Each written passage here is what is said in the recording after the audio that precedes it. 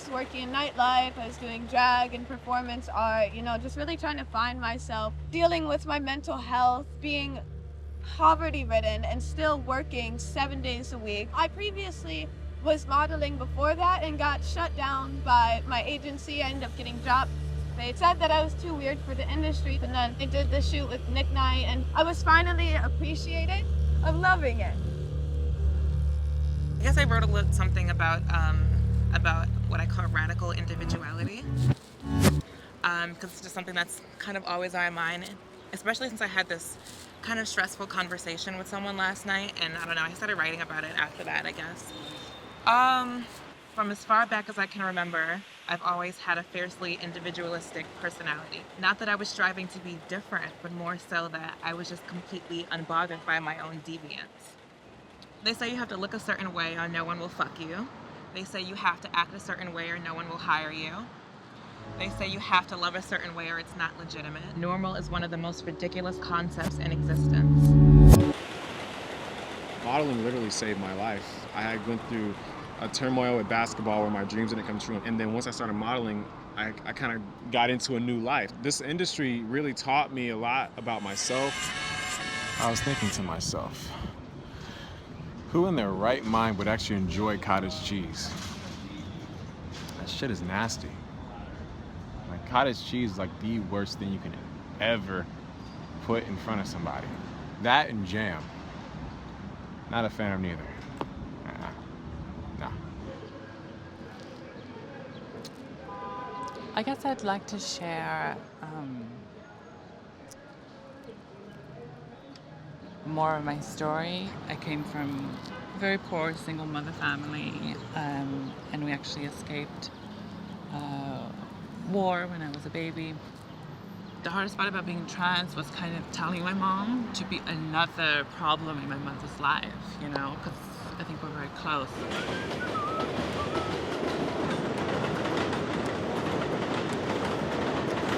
I don't know, all my life I've always wanted to be either in the military or NYPD. 19, I finally joined NYPD.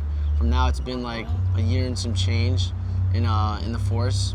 I think there should be a change just in general. Like, a lot of people do come aggressive. I've been around people that are aggressive, and I just come as a cool guy. If I treat you the way you want to be treated, My parents got divorced when I was 8.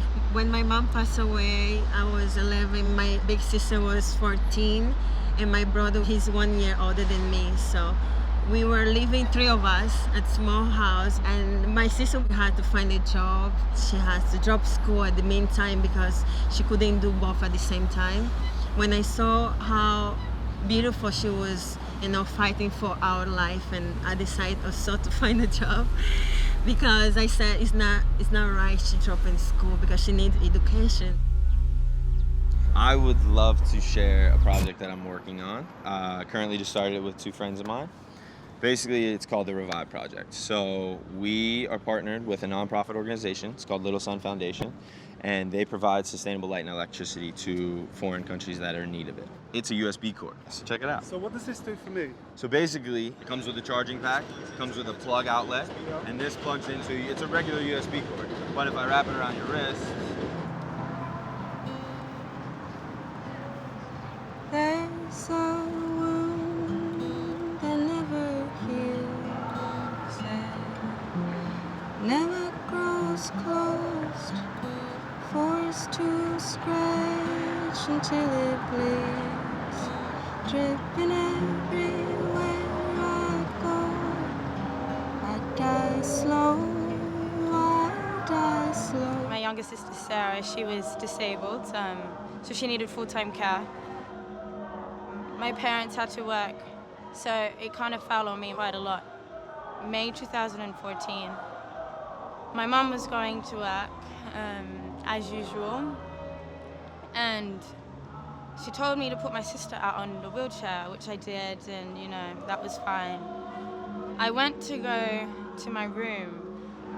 I came back out, and my brother was on top of my sister, and I just didn't understand what he was doing, and I told him no, and he said, no, she's not breathing. like she's not breathing. And I got cold from head to toe. I didn't know what was going on, and I just remember freezing and just not understanding the situation. And I felt really responsible. I felt this weight on my shoulder, and I didn't know what to do. And all of a sudden I saw one ambulance, two ambulances, police. 20 minutes later, my mom had come home. I was standing outside, and the second she got out of her car, she turned to me straight away and she said, "What happened?" You know?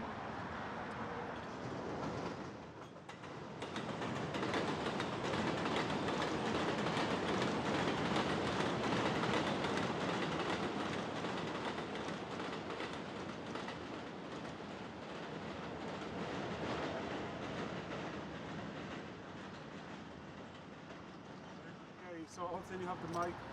What would you like to say? What would I like to say? Well, I have a spoken word. Can we do that? All right. As a teenage intellect, I find myself sitting back and observing this world. I'm sitting back and listening.